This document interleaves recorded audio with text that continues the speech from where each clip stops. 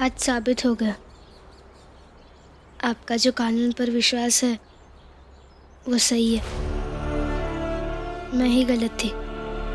मैंने मन ही मन सोच रखा था कि आज अगर आपको ऐसे प्रचंड देव की सेवा करनी पड़ेगी तो मैं न्याय कानून सब कुछ भूल जाऊंगी और आपको भी कहूंगी कि ये सब बकवास है और कहूंगी कि मत बनिए बैरिस्टर।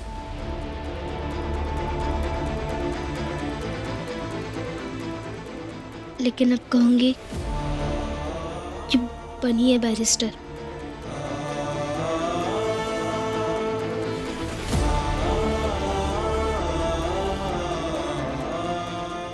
जब हर किसी का आसरा खत्म होता है तो एक ही बचता है, कानून।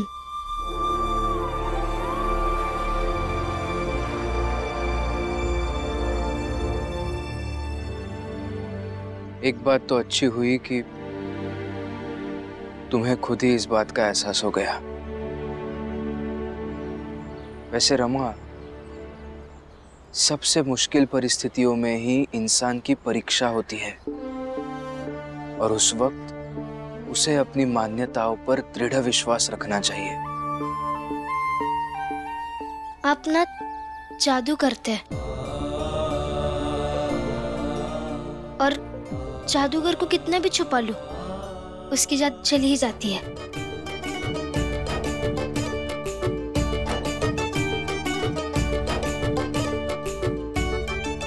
घर चले?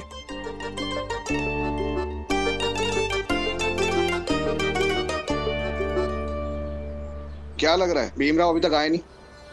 क्या हो रहा होगा वहां? क्या पता, प्रचंड देव जी के सेवा में लगा हो। हाँ, ये सही है।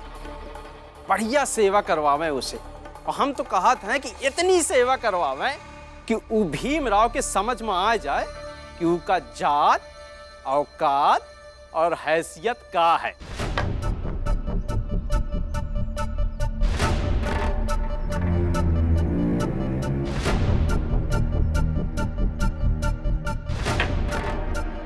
अब यही रुके। काका, मुझे भीमराव फूल की माला दीजिए। कराए मालिक की सेवा। और भीम, जब यही करना था तो पहले ही कर दिए होते ना। इतनी नौटंकी तो नहीं आती चाल में। अब प्रचंड देव जैसे आदमी से अगर लड़ाई करोगे तो हार तो निश्चित है भीमराव। हार के नहीं बल्कि जीत के आए हैं।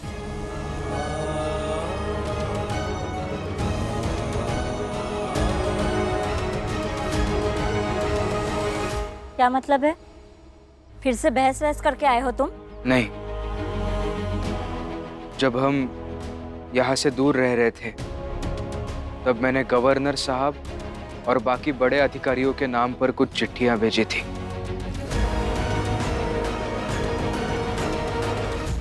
और उन लोगों ने अधिकारियों को समय पर भेजकर सब कुछ रोक लिया।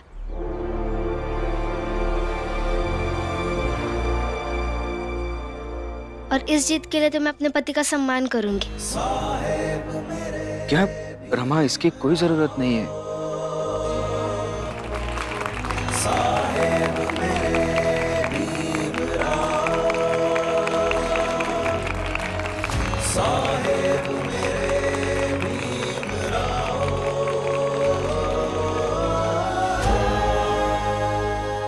मुझे लगता है कि आप लोगों को अभी यहाँ से जाना चाहिए और मैं आपसे विनती करता हूँ, हमारे चाल वालों को आगे से परेशान मत कीजिए। भीमराव, वो गवर्नर हमेशा साथ नहीं रहेंगे तुम्हारे। गलत आदमी से पंगा लिया भीमराव। प्रचंड देव जी तुझे छोड़ेंगे नहीं, ये बात याद रखना। वो आपके लिए सिर्फ एक व्यक्ति हो सकते हैं, लेकिन हमारे लिए वो समाज के दूसरी तरफ खड़े वो लोग हैं जो सदियों से हमें जीने नहीं दे रहे। अगर वो मुझे नहीं छोड़ेंगे तो हम ये संघर्ष नहीं छोड़ेंगे। क्योंकि ये संघर्ष मेरे अकेले का नहीं है, बल्कि हम सबका है। और हम ये संघर्ष तब तक नहीं छोड़ेंगे जब तक हमें हमारा हक नहीं मिलता और समाज में बराबरी का अधिकार नहीं मिलता। अब जाइए आप यहां से।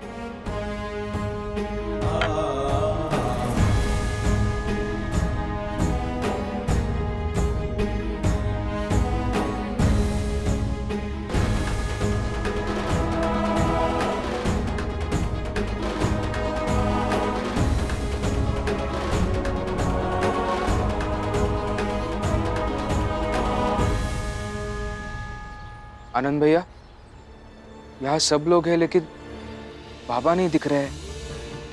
हाँ, मैं भी कब से वही सोच रही हूँ कि भैया और पुरंजन कहीं दिखाई नहीं दे रहे। कहाँ चले गए? चले गए दोनों।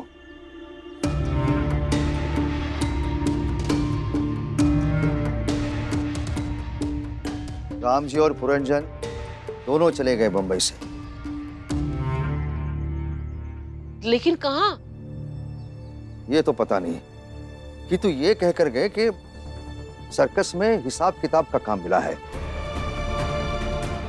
बहुत जल्दी में थे तो उन्होंने ये समाचार मुझे दिया और कहा कि मैं आप सबको बताऊं। लेकिन ऐसे अचानक कैसे चले गए बाबा? ऐसे नहीं भीम, तुम और रमा प्रचंड देव के घर से विजयी होकर लौटे तो सड़क पर राम जी ने तुम्हें देखा और पूर्णतः आश्वस्त होकर चले गए। उन दोनों को रोकने का मैंने अथक प्रयास किया है, किंतु उन्होंने कहा कि घर में पैसों की अत्यंत आवश्यकता है और पास में कहीं काम भी नहीं मिलता है। और आनंद, उन्होंने ये भी कहा कि बड़े भाई होने के नाते घर को तुम संभालोगे।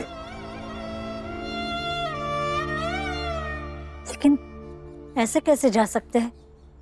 कम से कम मुझे तो बताया होता। अच्छा, तुझे बताएंगे। जिस उम्र में इंसान घर में शांति ढूंढता है, उस उम्र में वो तेरी वजह से बाहर काम ढूंढ रहे हैं और वो तुझे बता के जाएंगे। लेकिन इस बात पर अब बहस करने का फायदा ही क्या है? बाबा तो गए और उसके कारण भी हम हैं गुनहगार बाबा के, जो उन्हें बार बार एहसास दिलाते हैं कि वो कुछ कमाते नहीं हैं और जितना भी कमाते हैं वो हमारी जरूरतों के हिसाब से कम है। तो चले गए। नहीं, हम सब नहीं, आपके छोटे भाई की वजह से,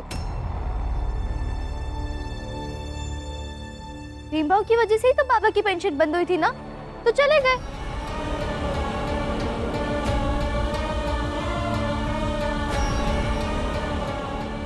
मैंने लिखित स्वरूप में अपनी गलती स्वीकार कर दी और मैं खुद अपनी पेंशन छोड़कर आया हूं।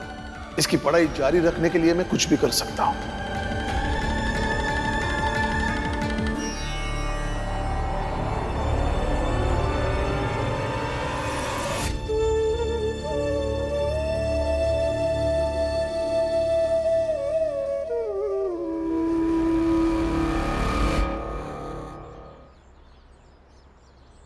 लक्ष्मी भाभी सही कह रही थी, मेरे ही कारण हुआ है सब कुछ। मेरे ही कारण बाबा को घर छोड़कर काम ढूंढने के लिए जाना पड़ा। मैं ही जिम्मेदार हूं। ऐसे ही एक बार वो कोरेगांव चले गए थे जब हम सातारा में थे। मैंने ही किया है सब।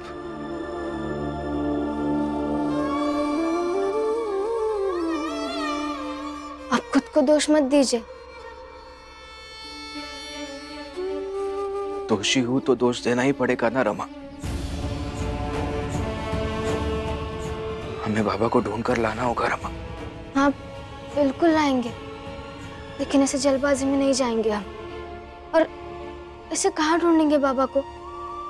हमें ये भी नहीं पता है कि बाबा किस सर्कस में गए। वो कितनी दूर है क्या पता। अब शांत हो जाइए। कैसे शांत रह सकता हूँ मैं अभी? मगर शांत रहना पड़ेगा। और आप ही हमेशा कहते हैं ना कि धैर्य से हर समस्या का समाधान मिल सकता है। आप यहाँ बैठ जाइए।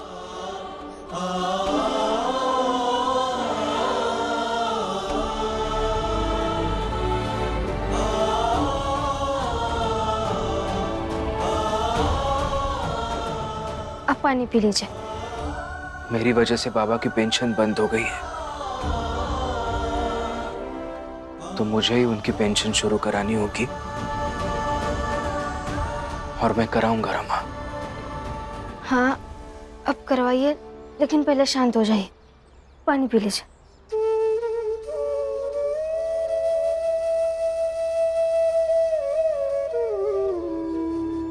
हाँ तो जा रहा हूं काम ढूंढने।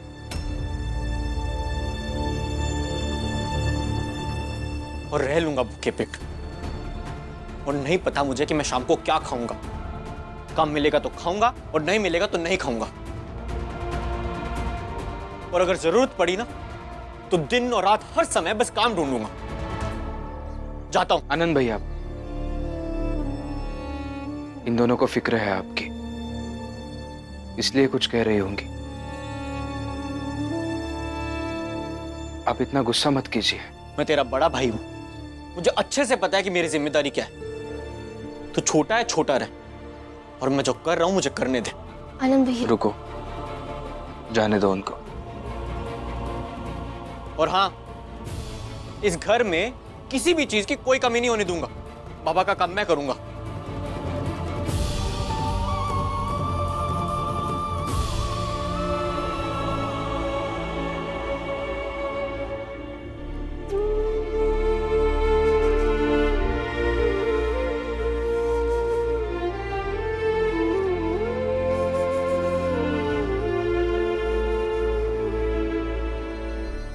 अरे अरे, कहाँ भागे जा रहे हो भाई?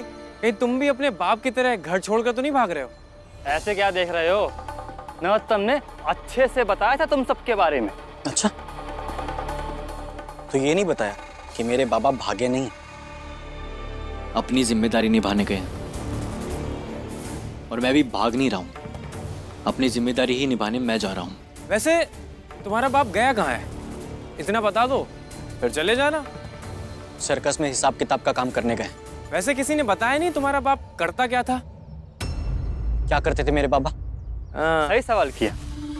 तुमने किसी को देखा है कि हाथ में रस्सी लेकर खुद को पीटते हुए?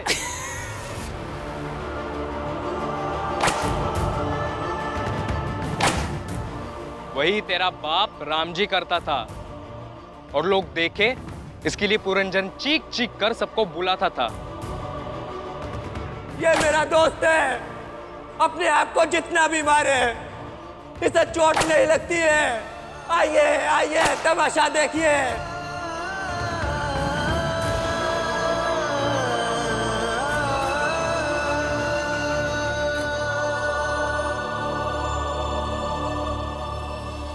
आ जाओ चाल वाले सब, अरे बाहर आ जाओ, प्रचंड देव जी आ रहे हैं। आ जाओ सब लोग, चलो सब लोग बाहर आ जाओ।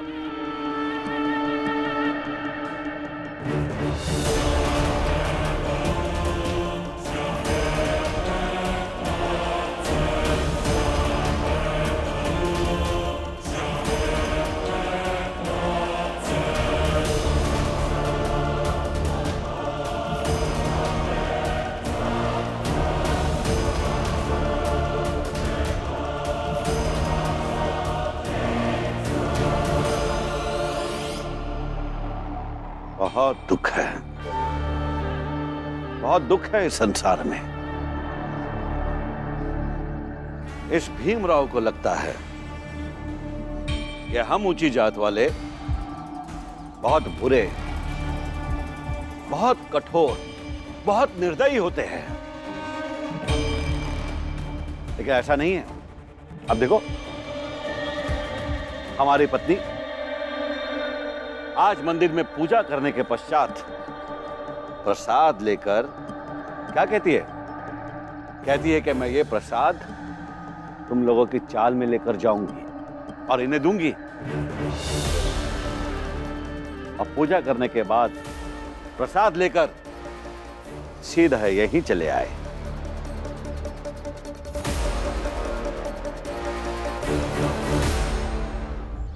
जानते थे आप जैसे लोगों के पास आखिरी रास्ता धर्म का ही होता है। हाथ में प्रसाद लेकर आ गए, धर्म का जाला बिछा लिया। बुद्धि भ्रष्ट हो गई है तेरी। तुम्हारा जवाब मैं नहीं, ये चाल वाले देंगे। अच्छा एक बात बताओ, ये भीमराव तुम लोगों को क्या सपना दिखाता है? हाँ? अरे ये तो बेवकूफ है। जितना पूछा उसका जवाब दे। ये भीमराव क्या सपना दिखाता है? बताओ। ये कहता है कि जैसे ऊंची जाति के लोगन का सम्मान मिलता है, वैसे हम लोगन का भी सम्मान स्थान मिलेगा चाहिए। अरे जब छोटी जात में पैदा हुए हैं तो एक कैसे हो सकते हैं बताओ भाई। और ये कम बड़ी बात है कि आप जैसे बड़ी जात वाले हम पर दया दृष्टि बनाए रखते हैं और हमारा जीवन चलता है। अब छोटी जात में पैदा होना ही पूर्व जन्म का पाप है।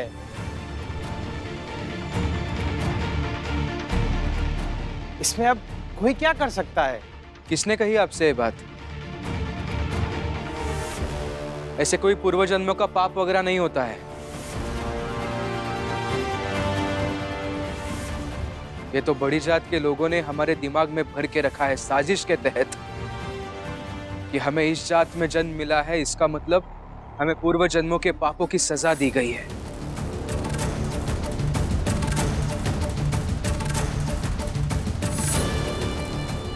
और हम क्या करते हैं? हम भी जिंदगी भर यही सब रटते रहते हैं बस।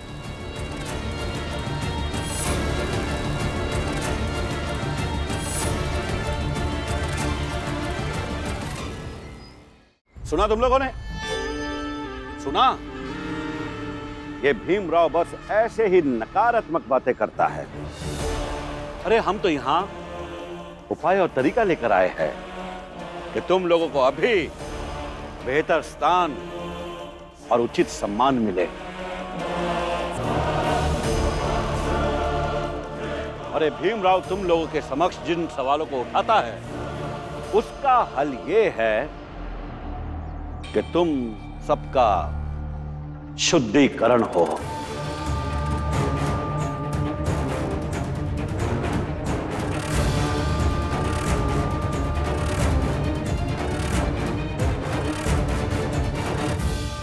उसके लिए यहां एक भव्य यज्ञ का आयोजन किया जाएगा। उसके पश्चात मैं तुम लोगों को दीक्षा दूंगा और दीक्षा ग्रहण करने के बाद तुम लोग ऊंची जात वालों को ये कह सकते हो कि तुम सब दीक्षित हो।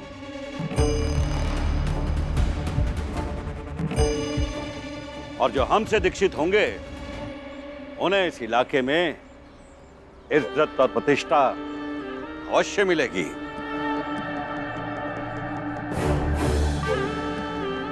और ये सारी प्रक्रिया की शुरुआत हमारी पत्नी के हाथों से ये प्रसाद ग्रहण करके होगी।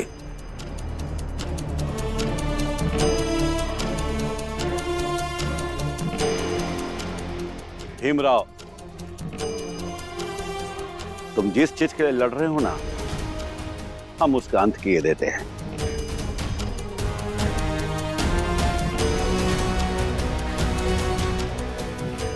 लो प्रसाद लो।